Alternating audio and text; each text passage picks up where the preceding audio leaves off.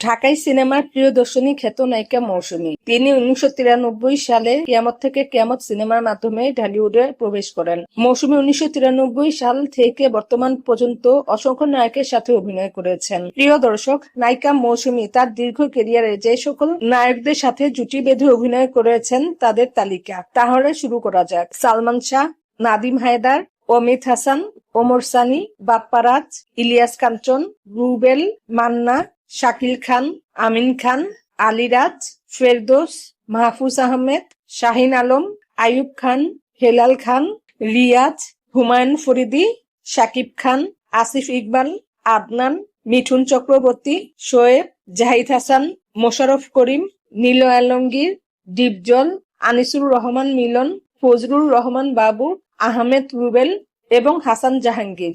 প্রিয় দর্শক, নায়িকা মৌসুমী তার দীর্ঘ ক্যারিয়ারে মোট 31 জন নায়কদের সাথে কাজ করেছেন।